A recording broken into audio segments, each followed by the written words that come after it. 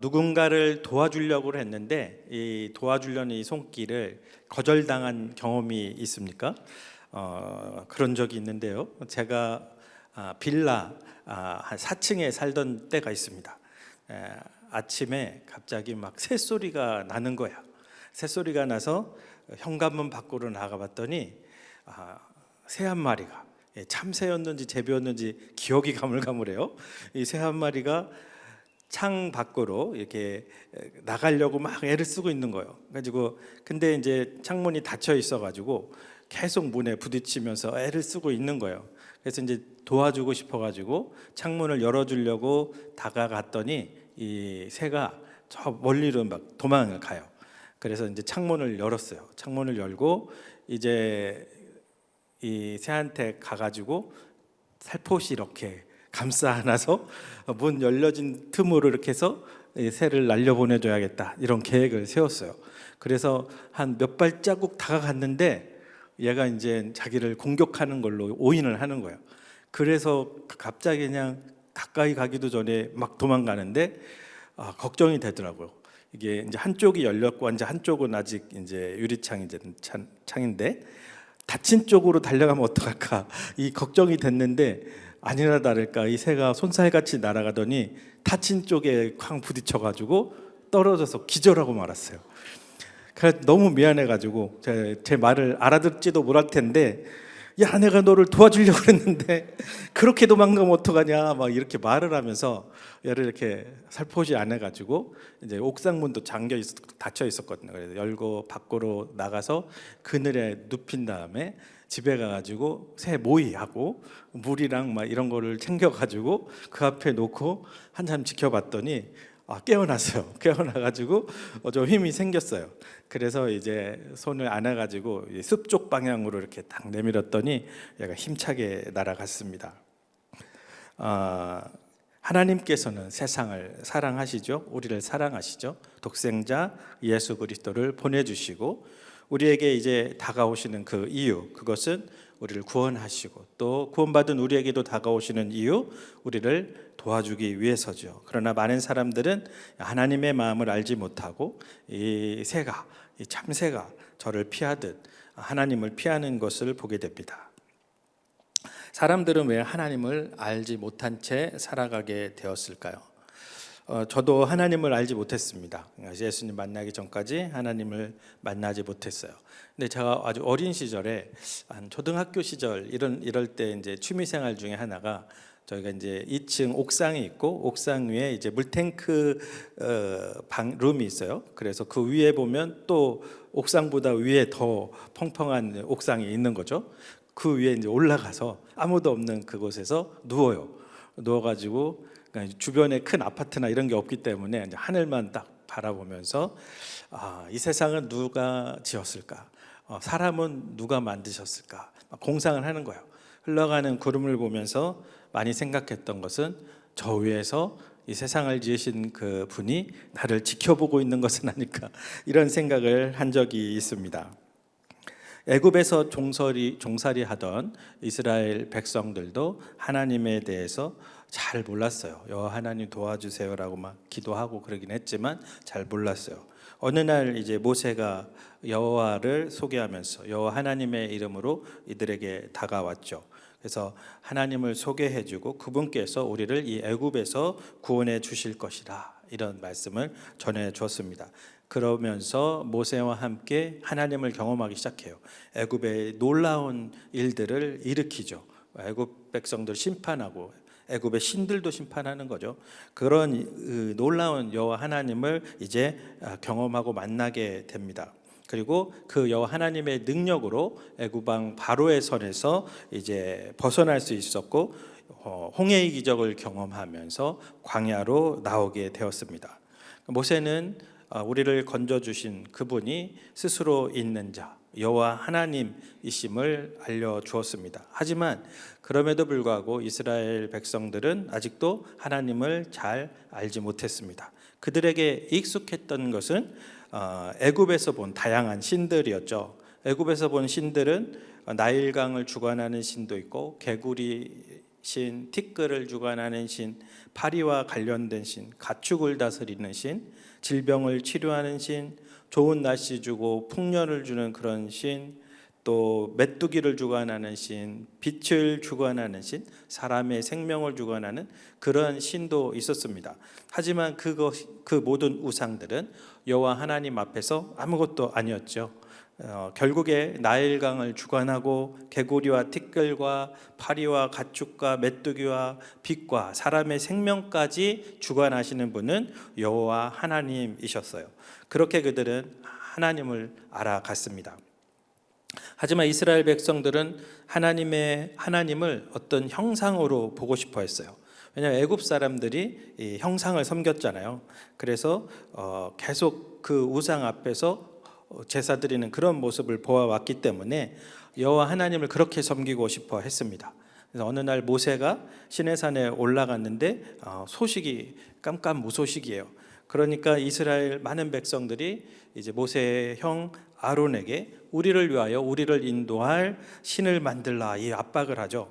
그래서 아론도 경험이 있잖아요. 전에 봤던 그 경험대로 방식대로 귀고리를 다 내라 수집해가지고 녹여가지고 송아지 형상을 만들었습니다. 그리고 많은 백성들은 그 앞에서 뛰놀며 축제를 벌였죠. 송아지를 여호와 하나님으로 여기며 우상을 섬기듯 하나님을 섬겼던 것입니다. 이스라엘 백성들이 이렇게 큰 죄를 짓게 된 이유, 그것은 그들이 하나님이 어떤 분인지 잘 알지 못했기 때문이죠. 따라서 홍해를 건너 하나님의 선민이 된 이 이스라엘 백성들에게 매우 필요했던 그것은 무엇이냐?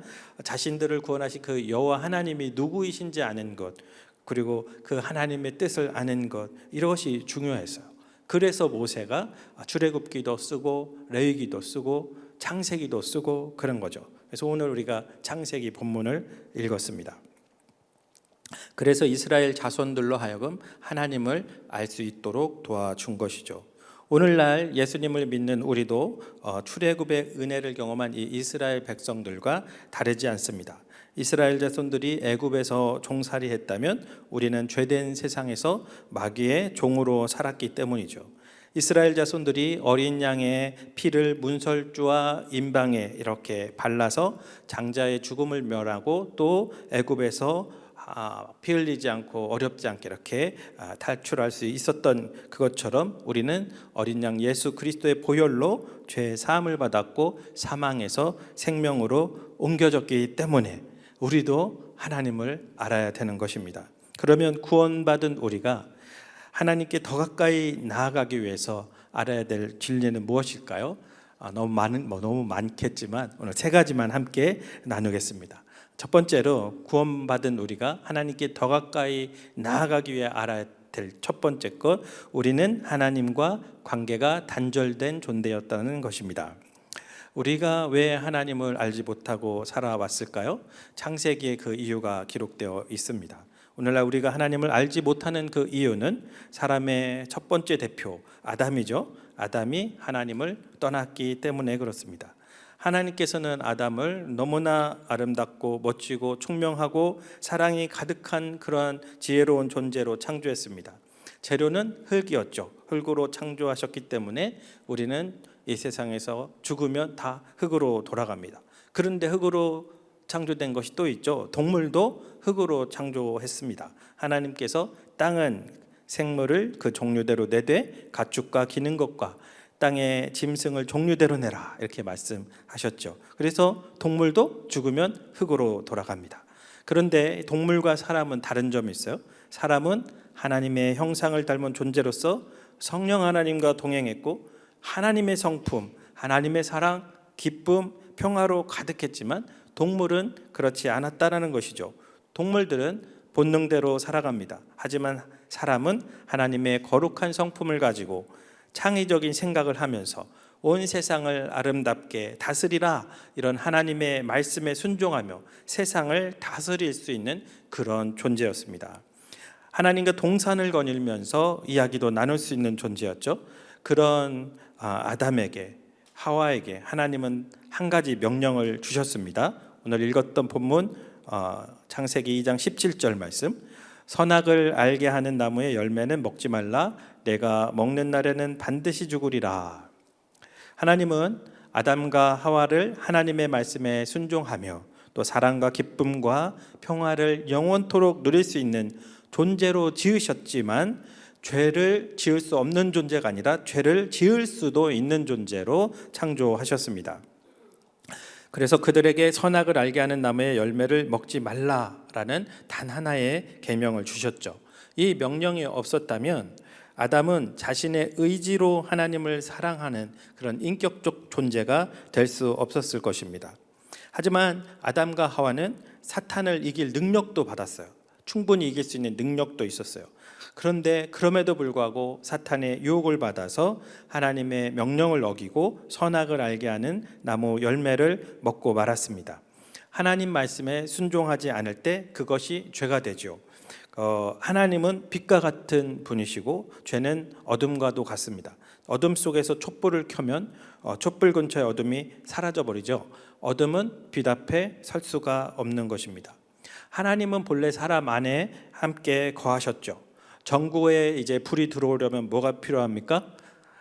전구에 불이 들어오면 전기가 필요해요. 전기가 있어야 돼요. 그냥은 불이 켜지지 않죠.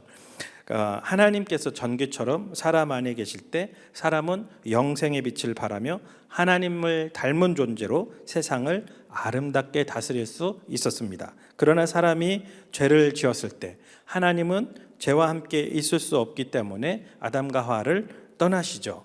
원래는 빛 앞에 어둠이 물러가듯 아담과 하와가 소멸되고 에덴 동산이나 온 세상을 소멸하는 게 맞죠. 그런데 하나님께서는 이 세상을 사랑하사 그렇게 하지 않으시고 하나님이 물러나신 것입니다. 정령 주우리라는 말의 이 뜻은 이와 같이 하나님께서 떠나시고 하나님과의 관계가 끊어진다라는 그런 뜻이었습니다. 아담과 하와가 햇빛보다 밝고 아름다웠던 그 이유, 그 근원은 하나님이 함께하기 때문이었는데 하나님이 떠나시자 그들의 아름다움은 사라져 버렸습니다. 하나님의 형상을 상실한 그 사람은 이후 서로 사랑하는 존재가 아니라 육식동물처럼 되어버렸습니다. 동물의 세상은 강한 동물이 약한 동물을 해치고 잡아먹는 세상이죠. 이것을 한자성어로 약육강식이라고 합니다. 약자의 살은 강자의 먹이가 된다. 그래서 이게 모든 세상이 해석이 되는 거죠. 애굽 사람들이 이스라엘 백성들을 노예로 삼고 괴롭혔던 이유, 사람이 하나님을 떠나 죄인이 되었기 때문이죠. 애굽 사람들이 여러 우상을 섬겼던 이유, 하나님을 잃어버렸기 때문에 그 자리에 우상을 세워 예배 드렸던 것입니다. 오늘날 우리가 사랑하지 못하고 미워하고 다투며 또 욕심을 따라 살아간 그 이유도 뭐예요? 우리가 하나님의 형상을 잃어버렸기 때문에 그렇습니다. 폭력이 있고 싸움이 있고 속이고 거짓말하고 나라들이 전쟁을 벌이고 있는 오늘날의 그 이유도 사람이 하나님의 형상을 잃어버리고 욕심이 가득하게 되었기 때문이죠. 그러므로 구원받은 우리가 하나님께 더 가까이 나아가기 위해 알아야 될 진리 두 번째는 우리는 예수님의 은혜로 하나님과의 관계를 회복했다라는 것입니다. 이 세상 모든 사람에게 가장 필요하고 시급한 일, 그것은 하나님과의 끊어진 그 관계가 회복되는 것이죠.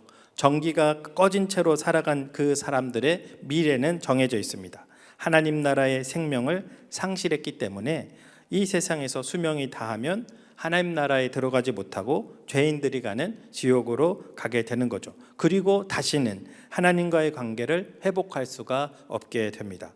하지만 이 세상을 살아가는 그 동안에는 모든 사람이 하나님께 돌아갈 그 기회가 있습니다.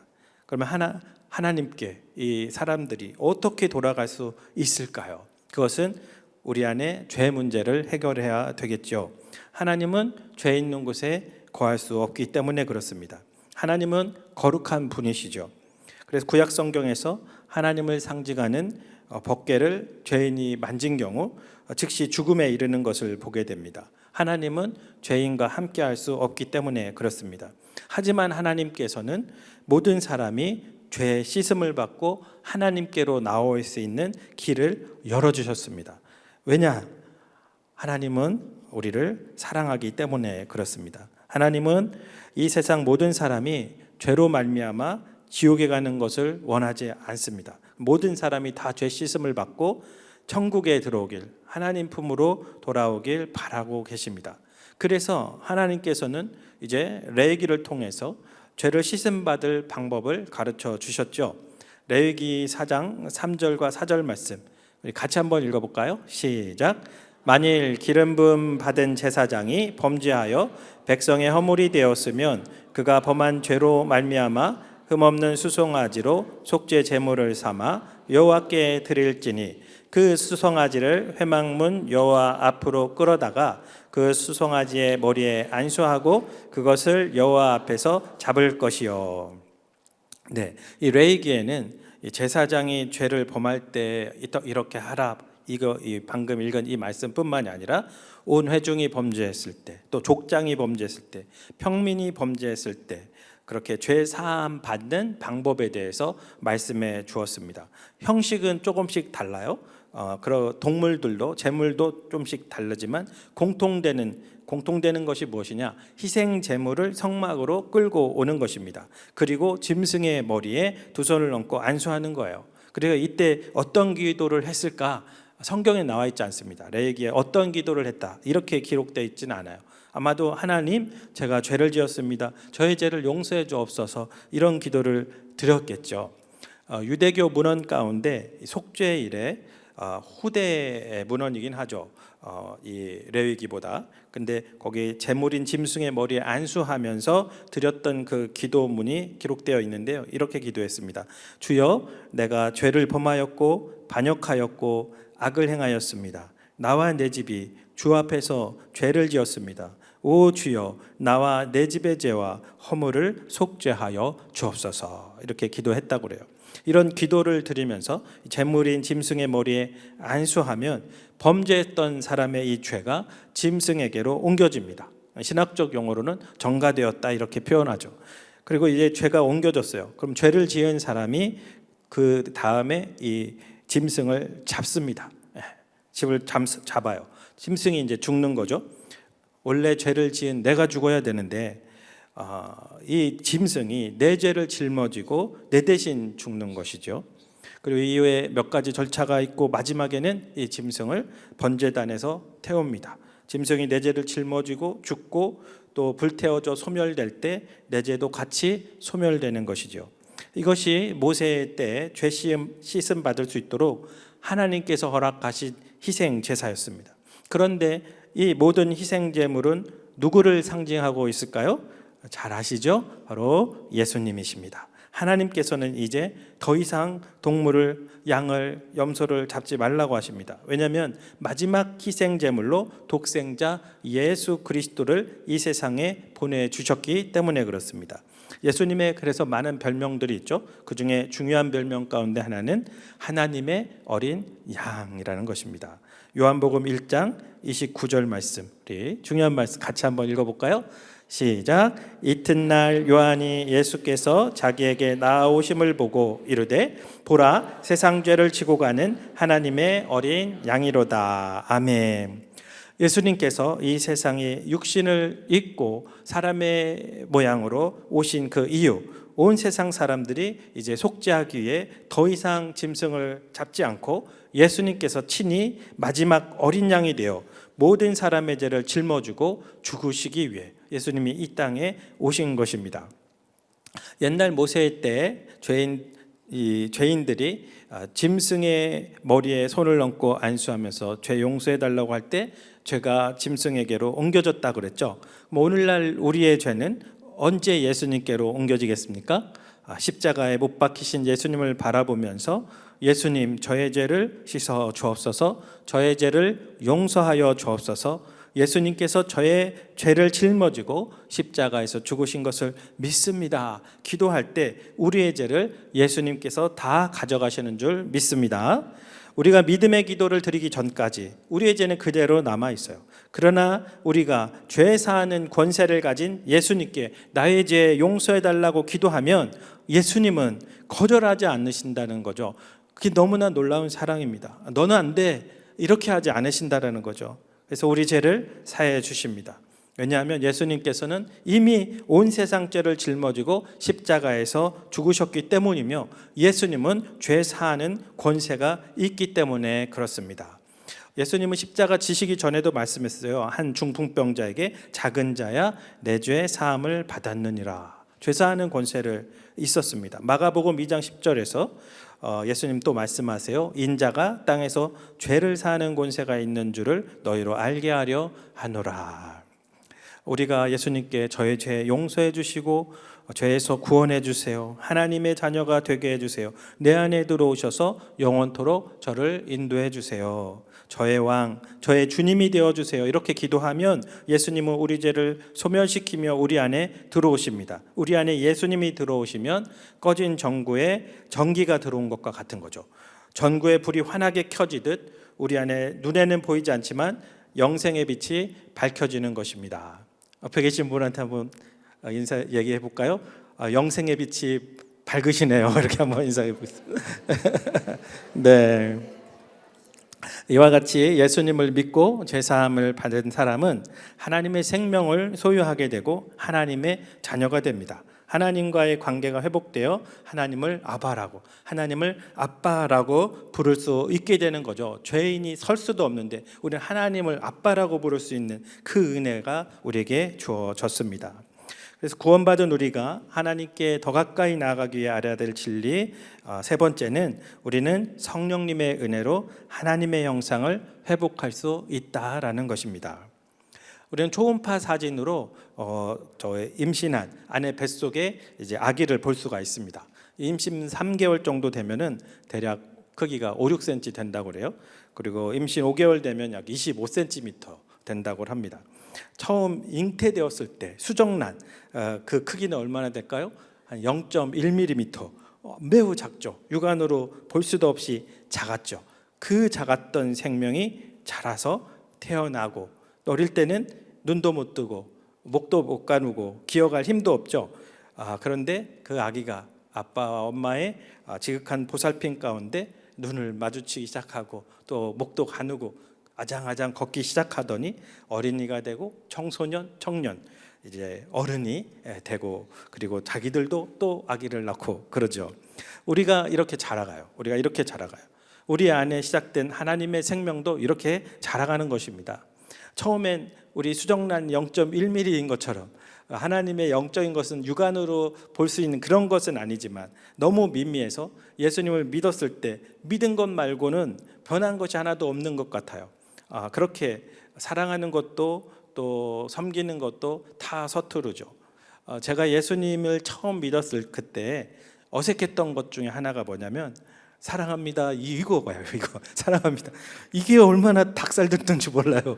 그동안 들어본 적이 없는 말이에요. 들어본 적이 없는데 이게 사랑합니다 이런 걸 막 하더라고요. 그래서 굉장히 닭살 돋았고 우리는 또 허그를 안 해요. 허그를. 우리 집안은 허그 같은 게 없는 집안인데 막 허그를 해요. 이게 얼마나 힘들었는지 모릅니다. 그런데 이제 지금은 사랑합니다, 축복합니다 너무 잘해요. 허그도 막 형제님들은 너무 막 꼭 안아줘요. 이렇게 제 안에 뭐가 자랐어요? 하나님의 형상이 이제 눈에 보이진 않지만 많이 자란 거죠. 하나님께서는 예수님을 믿고 하나님의 자녀가 된 우리들이 이 예수님의 형상을 향하여 자라가기를 바라십니다. 하나님께서 아담과 하와를 하나님의 형상대로 하나님의 모양대로 만드셨죠. 그때 그들에게 사랑이 얼마나 크고 얼마나 그들에게 가득했을까요? 아담과 하와가 이제 죄를 범하기 전에 이들은 결코 다투지 않았을 거예요. 상상력이긴 하지만 그렇지 않겠습니까? 당연하겠죠. 서로가 너무 소중하고 서로 너무 존귀하고 서로 섬겨주고 서로 도와주려고 먹을 걸 하나를 발견해도 서로 먼저 먹으라고 그러다 싸울 뻔했어요. 이 정도로 사랑이 크죠. 아담이 하와를 처음 만났을 때 사랑스러운 미소를 띠고 이는 내 뼈 중에 뼈요 살 중에 살이라 이것을 남자에게서 취하였은즉 여자라 부르리라. 이렇게 사랑이 많았습니다. 아담과 하와가 사랑이 그토록 컸다면 예수님의 사랑은 얼마나 크실까요? 예수님의 사랑은 성경을 통해 우리가 발견할 수가 있습니다. 공생의 마지막 로마 군병과 대제사장 무리들에게 끌려가 갖은 고초를 당했습니다. 채찍으로 맞아 피투성이가 되었죠. 그리고 결국 골고다 언덕에서 십자가에 못 박혔고 십자가에 매달려 죽어가실 때 누가복음 23장 34절에서 예수님이 이렇게 기도하죠. 우리 함께 읽겠습니다. 이에 예수께서 이르시되 아버지 저들을 사하여 주옵소서 자기들이 하는 것을 알지 못함이니이다. 아멘. 네, 예수님은 성부 하나님, 성령 하나님과 함께 사람을 지으신 창조주 하나님이세요. 예수님은 죄로 말미암아 지옥에 들어갈 그 사람들을 위해서 이 세상에 오셨습니다. 그런데 예수님이 살리려 했던 그 사람들이 예수님을 십자가에 못 박았어요. 그런데 예수님은 죽어가는 그 순간에 그들을 사랑하심을 이렇게 요한복음 13장 1절이 기록하고 있습니다. 우리 같이 한번 읽어보겠습니다.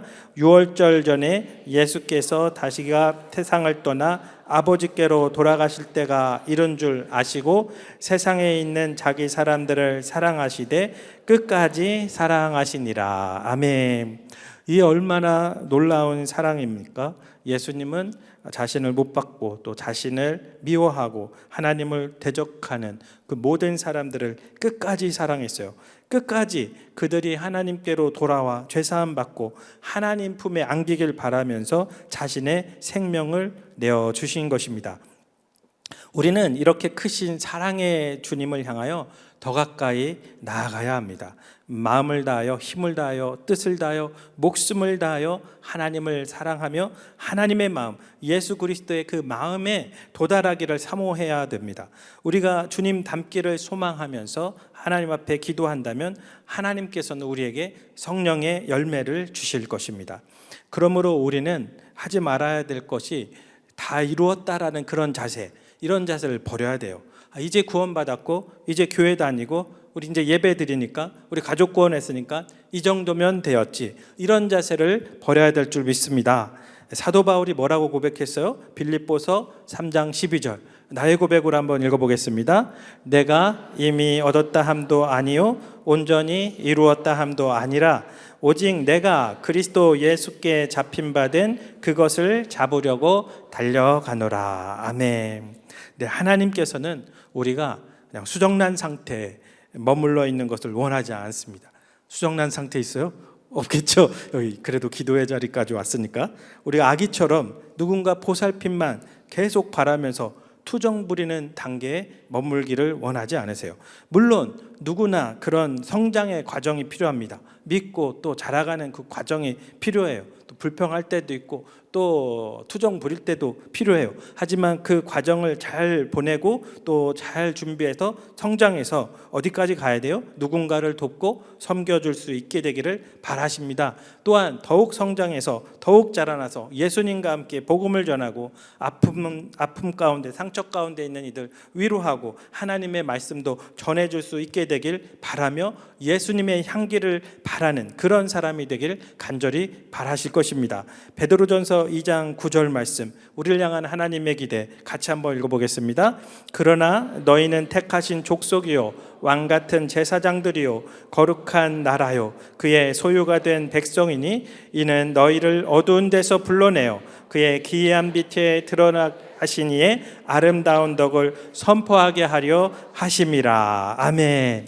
네, 우리의 목표는 그저 받으시 구원받은 거기에 머무는 게 아니에요. 우리 아담과 하와가 하나님의 영으로 충만하여서 하나님의 형상으로 찬란했던 그때를 향하여 나아가야 되는 줄 믿습니다. 예수님을 믿고 영생을 얻고 하나님 나라의 자녀, 아기가 된 것도 얼마나 감사한 일인지 몰라요. 지옥 가지 않고 천국 백성 된 것, 그것만 해도 감사해요. 그러나 하나님께서는 우리를 함께 동산을 거닐며 하나님의 형상을 소유하고 하나님의 뜻대로 세상을 다스리던 바로 그 놀라운 은혜를 우리 모두에게 주시기 원하시는 줄 믿습니다. 그러므로 우리는 올 한 해 하나님께로 더 가까이 나아가야 돼요. 잠시 교회를 멀리 했습니까? 이제 다시 가까이 합시다. 봉사의 자리를 멀리 했습니까? 이제 다시 섬김의 자리로 나아갑시다. 성경을 덮고 지냈습니까? 다시 성경을 펼칩시다. 기도를 멈췄습니까? 우리를 사랑하시고 우리를 도우시는 하나님을 신뢰하며 다시 간절히 기도합시다. 사탄이 간절히 바라는 건 뭘까요? 그것은 우리 교회의 이 열정이 식어지는 거예요. 우리 교회 성도들이 분열되는 겁니다. 우리 교회를 바라보며 힘을 얻었던 국내의 수많은 목회자들, 또 열방의 세계 가운데 수많은 선교사님들 힘이 빠지는 거예요. 그러므로 우리는 다시 주님을 바라봐야 될 줄 믿습니다. 하나님께서 나를 통해서, 우리 가정을 통해서, 우리 교회를 통해서 위대하고 놀라운 일을 이루실 것을 기대합시다. 하나님, 나를 다시 새롭게 변화시켜 주옵소서. 나를 하나님의 축복의 통로로 사용하여 주옵소서. 기도하며 하나님께로 더 가까이 나아가는 우리 모든 성도님들 되시길 주님의 이름으로 축원합니다.